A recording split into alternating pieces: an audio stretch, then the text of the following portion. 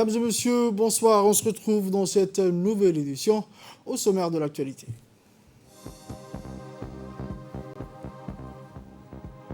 À Obok, deuxième jour du derby du Nord, Obok et Tadjoura.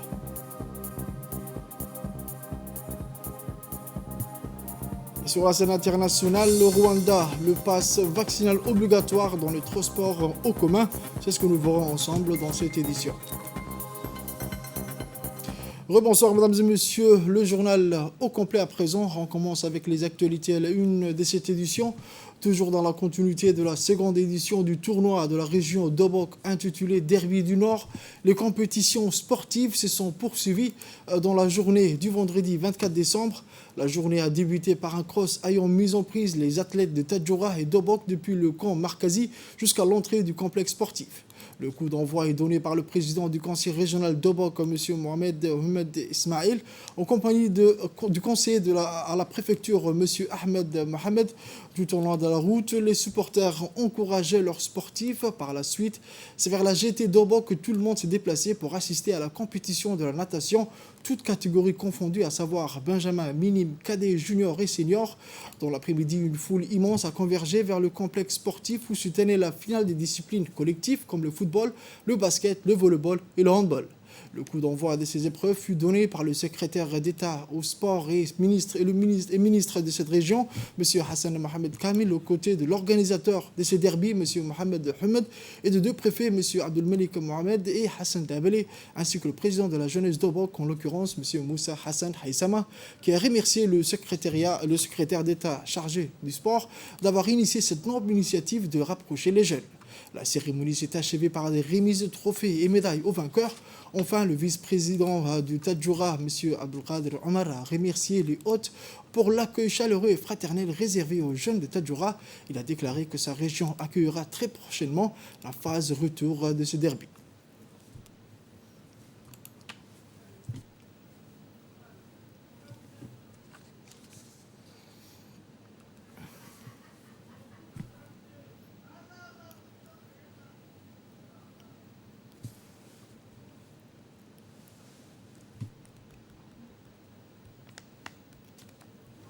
Le préfet Abdelmalik Mohamed, qui a tenu à remercier le secrétaire d'État chargé des sports et le préfet de Tadjoura pour leur participation à ce désormais rendez-vous annuel d'Obok.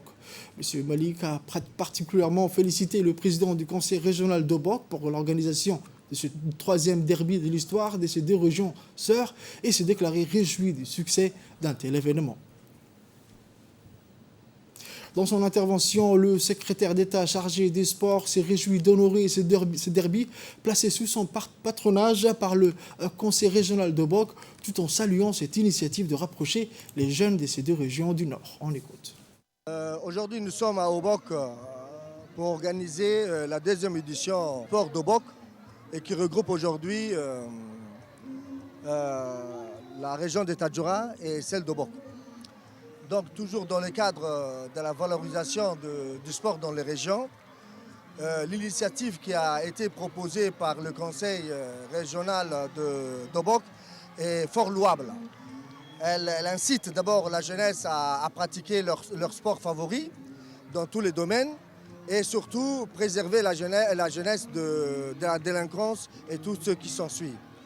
Donc le mérite revient d'abord à l'équipe organisatrice, que ce soit les responsables de Tadjoura et les responsables d'Obok, qui ont fait tout pour que cet événement soit réussi. Hier c'était l'ouverture, aujourd'hui nous sommes à la clôture. Et vous voyez un peu l'ambiance qui règne aujourd'hui dans le complexe d'Obok. Ça démontre que la jeunesse, elle n'attend que ça pour qu'on puisse leur organiser des choses.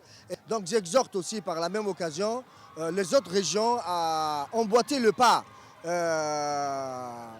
dans le cadre toujours de relancer les activités dans les régions. Et je dis très prochainement que la région d'Ikil, Ali Sabié et Arta peut-être se verront à Ali Sabié pour organiser le même événement. Le programme alimentaire mondial, en collaboration avec le ministère de l'Éducation nationale et de la formation professionnelle, a organisé une cérémonie de remise des certificats à des jeunes ayant suivi une formation sur les métiers de la logistique et du transport avec le soutien financier de l'USAID Djibouti.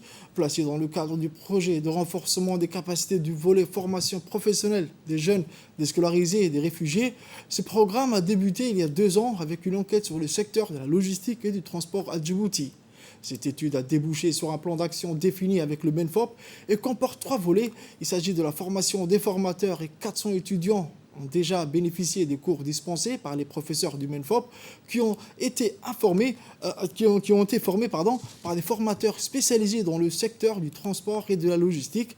Aussi, ce programme de formation logistique et transport a été destiné à 60 jeunes déscolarisés et réfugiés, 20 apprenants pour Djibouti-Ville et 20 pour la région de Dikil, ainsi que 20 autres apprenants pour la région de Tadjoura. Outre cette cérémonie de remise d'attestation de fin de formation qui s'est déroulée à la base humanitaire logistique du PAM à Djibouti-Ville, 2 autres cérémonies parallèles ont eu lieu à Dikil et à Tadjoura. Ce fait d'importance s'est déroulé à la base humanitaire logistique située au PK20. En pris part à cet événement, la représentante du programme alimentaire mondial de Djibouti, le secrétaire général du ministère de l'Éducation nationale, M. Mohamed Abdallah Mayoub, le secrétaire exécutif de l'Office national d'assistance aux réfugiés et sinistrés, M. Hussein Hassan Darar, la représentante par intérim de l'USAID, Mme Martha, des cadres de différents ministères, les initiés et les éducateurs de la formation au métier de transport et de la logistique. Jeunes qui ont travaillé dur dans les 6 derniers mois pour tirer leur meilleure partie de cette formation. Je profite également de l'occasion pour faire une mention spéciale à tous les acteurs et les partenaires qui ont investi dans ce levier essentiel pour la jeunesse djiboutienne et les réfugiés.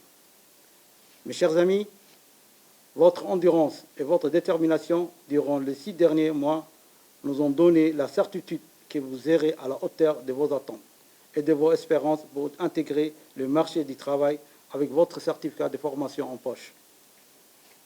Le marché de la logistique et des transports est très demandeur. À Djibouti, des manœuvres opérationnelles et qualifiées. Vous avez donc les meilleures chances de faire honorer à vos familles et à vos proches et montrer à tous les partenaires qui ont facilité votre formation que leurs investissements ont porté leurs fruits.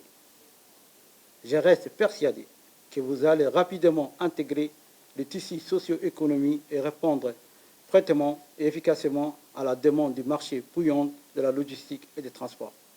Au nom du ministère de l'Intérieur, son Excellence M. Saïd Nour Hassan, et à mon nom, voudrons remercier encore une fois le ministère de l'Éducation nationale, le PAM, l'USA, et qui n'ont ménagé aucun effort pour le succès de cette formation. On écoute à présent les réactions respectives des représentants de l'USAID et du PAM. Le programme exécuté par le PAM et financé par le gouvernement américain à travers l'USAID a permis de s'associer aux efforts déployés par le gouvernement djiboutien pour répondre aux défis du marché de l'emploi et offrir une opportunité aux jeunes, notamment les déscolarisés et les réfugiés, afin qu'ils puissent être compétitifs sur le marché du travail. La création de ces formations témoigne de la volonté de développer le capital humain de la manière la plus efficiente et la plus inclusive possible. Ce programme témoigne également du développement que Djibouti connaît depuis les 2 dernières décennies et je suis persuadée qu'avec une main-d'œuvre plus adaptée à l'offre, Djibouti sera un hub commercial et logistique du premier plan. Ces formations se sont tenues au centre de formation de MENFOB à Babra, à l'école technique de Dikil et de Tadjoura et au sein du PAM ici. En effet, alors où je vous parlais maintenant, une cérémonie de remise des certificats aux déscolarisés à Tadjoura et à Dikil se déroule à Tchomo. Ce programme a débuté il y a 2 ans déjà avec une enquête sur le secteur de la logistique et du transport à Djibouti. Cette étude a débouché sur un plan d'action défini avec la MENFOB qui compte 3 volets. La formation des formateurs. 400 étudiants ont déjà bénéficié de cours dont professeurs du MENFOB, qui ont été formés par des formateurs spécialisés dans le secteur du transport et de la logistique. L'offre de formation de ces certificats font partie intégrée et aussi l'amélioration des plateformes de formation du MENFOB dans le pays. On continue avec les propos du secrétaire général du ministère de l'Éducation nationale et de la formation professionnelle, M. Mohamed Abdellah Maïou. Voir des enfants réfugiés participer et bénéficier d'une formation, mais aussi d'un certificat.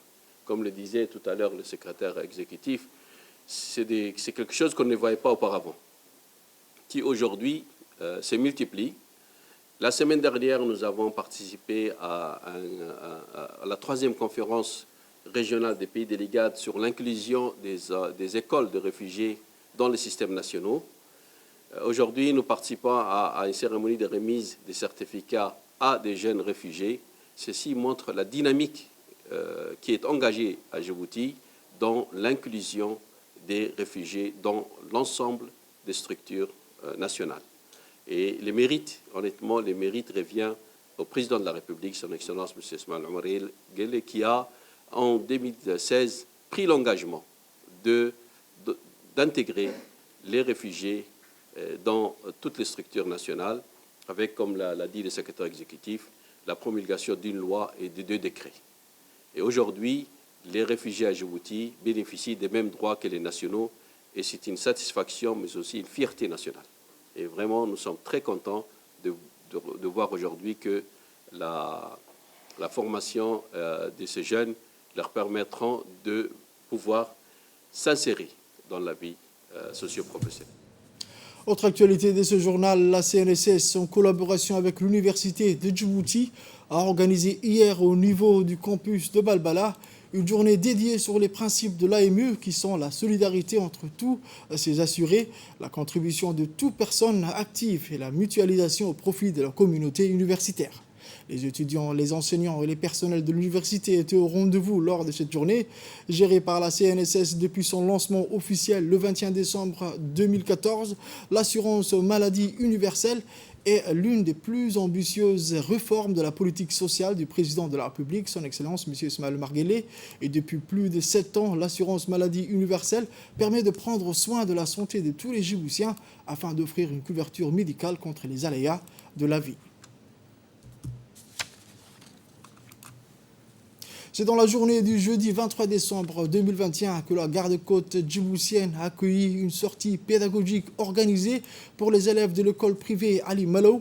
Le colonel Waïs Omar Bororé, commandant de la garde-côte djiboutienne, a tout d'abord accueilli les jeunes enfants et leurs compagnons. Ils ont pu ainsi profiter d'une visite complète de la base principale de l'institution et rencontrer différents membres de l'institution qui leur ont présenté leurs différentes missions. Durant leur passage au camp de Doralé, ils ont aussi pu assister à une représentation de la troupe musicale de la garde-côte. La visite s'est ensuite poursuivie à la direction centrale de la garde-côte 6 à l'Escale, où les jeunes enfants ont alors embarqué à bord des patrouilleurs de la garde-côte djiboutienne pour une sortie en mer. Les démonstrations du personnel du département des recherches et sauvetage en mer leur ont été aussi présentées pour les sensibiliser aux actions d'assistance en mer que mène régulièrement la garde-côte djiboutienne.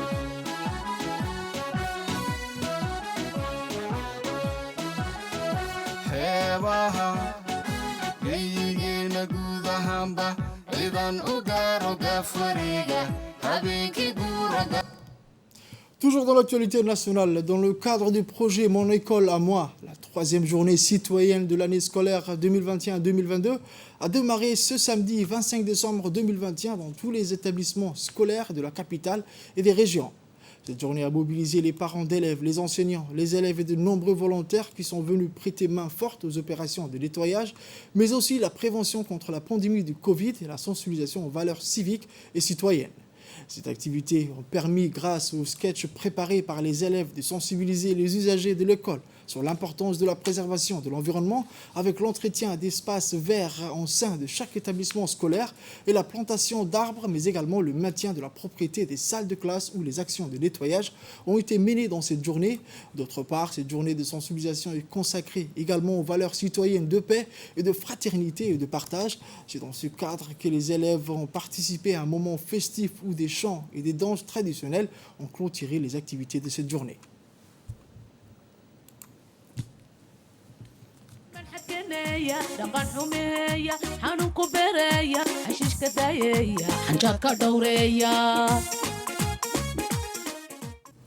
On revient sur le sport. La Fédération djiboutienne de football a organisé ce samedi son assemblée générale ordinaire annuelle en présence du directeur des sports, Abshir Ali Hassan, de la présidente du comité olympique, Mme Aïcha Ali Garad, du président d'honneur de la FDF, M. Hussein Fadoul, des présidents de toutes les fédérations du pays et de tous les délégués des équipes de la famille du football.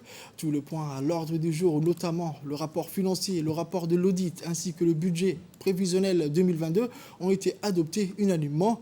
S'exprimant à cette occasion, le président de la FDF, Souleymane Ouaveri, a félicité le club pour leur engagement et dévouement constant pour la réussite de la saison footballistique malgré le contexte pandémique consécutif au Covid-19. Ensuite, le président a convié les clubs de la FDF à œuvrer ensemble pour le développement du football national et a appelé à une approche participative et à une mobilisation collective afin de poursuivre ensemble le programme de développement du sport phare de Djibouti.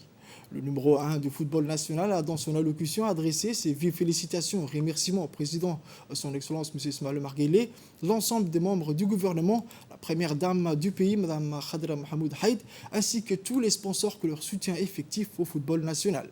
À la fin des travaux de l'Assemblée générale, les délégués ont exprimé leur soutien indéfectible au président de la fédération. Ils ont également félicité le travail remarquable que mène la fédération depuis l'arrivée de Souleymane.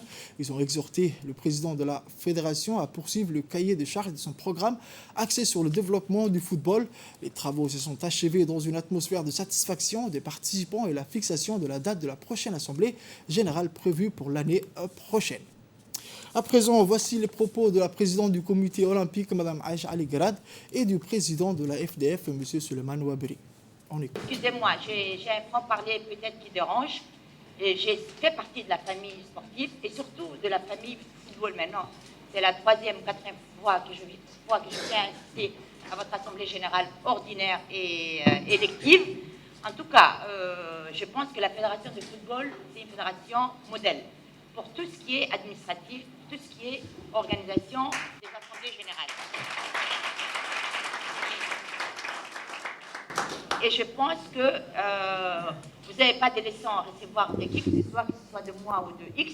Je ne vais pas citer de noms ici. C'est ce que je vous demande, c'est que soyez soudés.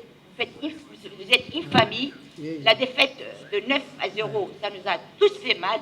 Mais pourquoi on est arrivé à 9-0? Parce qu'on a osé participer à ces compétitions internationales. À l'image de la vie des hommes et des femmes qui les animent, une organisation comme la nôtre fait face à de nombreux défis et la force d'une organisation tient à sa capacité à relever les différents périls auxquels elle est constamment confrontée. Qu'il me soit permis avant toute chose d'exprimer ma sincère gratitude à l'endroit du président de la République, son Excellence Hadj Ismaël Omar Guelleh. Pour la volonté inébranlable à œuvrer pour le développement perpétuel et durable du football djiboutien dans toutes ses composantes. Sans oublier l'effort inlassable de ma sœur Aïcha Ali Garad, présidente du Comité national olympique, la collaboration efficace avec le secrétaire au sport. Nous avons vécu une année de saison riche en événements, notamment avec l'élection du nouveau président de la CAF, à l'occurrence Patrice Motsepe, où j'ai été réélu moi-même au sein du comité exécutif pour une deuxième fois, mais aussi en tant que vice-président de la CAF et président de la commission d'organisation des commissions des jeunes de la CAF. Cela a intensifié et a renforcé Djibouti sur la scène africaine et internationale au niveau de ses responsabilités. Distingués invités, mesdames et messieurs les délégués, j'aimerais affirmer mon engagement et mon engagement à mener avec conviction, avec vous, à mes côtés, la mission que vous m'aviez élue, confiée à la réussir. Enfin, pour conclure, vous m'aviez élu avec fierté. Je vous demande votre accompagnement avec honneur jusqu'au terme de mon dernier mandat. Oui, je vous remettrai à cette confiance et cette responsabilité à vous, mesdames et messieurs les délégués, pour pouvoir élire votre président de la fédération, mon futur successeur. Je vous remercie pour votre attention et vous souhaite une très bonne délibération de l'Assemblée générale. Le ministère délégué chargé de la décentralisation a organisé des missions de sensibilisation et d'informer sur le processus de la décentralisation. Cette campagne de sensibilisation a pour objectif d'informer la population locale sur les rôles et les responsabilités des acteurs de la décentralisation, conseils régionaux et préfectures, ainsi qu'une présentation du programme ADIL. Ces ateliers sont menés par une équipe du ministère délégué chargé de la décentralisation, composée de Gouled Saad et Fahmi Ahmed. Ces missions se dérouleront durant le mois de décembre. L'équipe passera outre la ville de Tadjoura, les différentes sous-préfectures de la région de Tadjoura. Je vous emmène à Arta à présent où, dans le cadre des efforts visant à rapprocher les soins médicaux spécialisés dans la population, dans la région de l'intérieur, l'hôpital Al-Rahma a organisé hier une caravane médicale spécialisée dans la région d'Arta. Cette initiative financée par l'ONG Al-Rahma International et des bienfaiteurs de l'État frère du Koweït et s'inscrit dans le cadre des programmes et activités caritatives de l'ONG pour accompagner les efforts entrepris par le ministère de la Santé. Plus de 410 personnes ont bénéficié de cette caravane médicale gratuite qui comprenait notamment l'ophtalmologie, la médecine interne, l'orthopédie, la pédiatrie et enfin la chirurgie générale et urologique. Cette caravane médicale, qui est le 10e du genre, a été organisée à l'hôpital régional d'Arta sous la tutelle du ministère de la Santé, en présence notamment du président du conseil régional, M. Elmi Bouh, le préfet adjoint, M. Mohamed Fouzi, et des hauts responsables du bureau régional de l'ONG Al-Rahma à Djibouti. Conduit par le directeur régional de l'ONG Al-Rahma, M. Abdul Khani. En outre, le directeur du projet, M. Elmi Youssouf, le superviseur du projet, M. Khalid, et un certain nombre de notables et de dignitaires ont répondu présents. Il a noté que les habitants d'Arta et des villages environnants sont arrivés en grand nombre au centre de santé de ces localités pour bénéficier de cette caravane gratuite. Il a noté que l'ONG Al-Rahma a repris à travers son bureau de Djibouti, en coordination avec le ministère de la Santé, l'achèvement du programme. Dans une brève intervention, le préfet adjoint, M. Mohamed Fouzi, a souhaité la bienvenue à l'équipe médicale de l'hôpital Al-Rahma.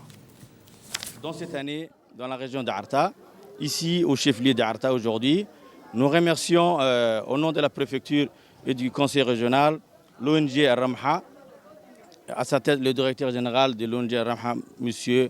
Abdel Ghani Al-Ghourechi, et sa forte délégation des docteurs et des spécialistes qui l'accompagnent pour cette activité humanitaire au CMH d'Arta. Direction Ali Sabi à présent, où dans le cadre des actions de lutte contre la contrebande, la police nationale détachement d'Ali Sabié, en collaboration avec les éléments de la douane d'Ali Sabié, ont intercepté une importante quantité de quat de contrebande en provenance de l'Éthiopie à proximité de la localité frontalière Galilée. La marchandise saisie à cette occasion était composée de 8 colis de 700 kg de quat contrebande. Les policiers et les douaniers qui ont collaboré à la réussite de cette opération ont incinéré par la suite l'intégralité de la marchandise saisie. Selon la procédure standard en vigueur, cette quantité a été transmise à la brigade de la douane et détruite sur place en présence du chef de la brigade de la douane d'Ali Sabié. Rappelant que la contrebande est un fléau qui nuit à l'économie de notre pays, il incombe donc à chaque citoyen de mener de son côté une lutte acharnée pour mettre fin à ce commerce illicite. Sur la scène internationale, je vous le disais dans le titre, au Rwanda, depuis le 20 décembre, le pass vaccinal est obligatoire dans le bus public contre le Covid-19. Cette mesure vient s'ajouter à la liste à une liste de restrictions déjà en vigueur dans le pays. Désormais, il faut se déplacer avec son certificat prouvant avoir reçu au moins 2 doses de vaccin. Depuis le début de la pandémie du coronavirus, le Rwanda a appliqué certaines des mesures de confinement les plus strictes du continent et a mis en place un système rigoureux de tests et de traçage de cas contacts. Les données du Conseil biomédical de Rwanda au 19 décembre montraient que plus de 7 millions de personnes ont reçu la première dose et plus de 5 millions de personnes les 2 injections. Pour la suite, la dose de rappel, ce sont 13 000 personnes qui ont déjà été enregistrées. Un chiffre record en Afrique, mais qui ne satisfait pas encore le gouvernement qui entend lutter contre les préjugés sur le vaccin contre le coronavirus. Pour plusieurs, les racines de ces réticences sont à trouver dans les régions. C'est la fin de cette édition, mesdames et messieurs. Merci à vous de l'avoir suivi et restez avec nous pour la suite du programme.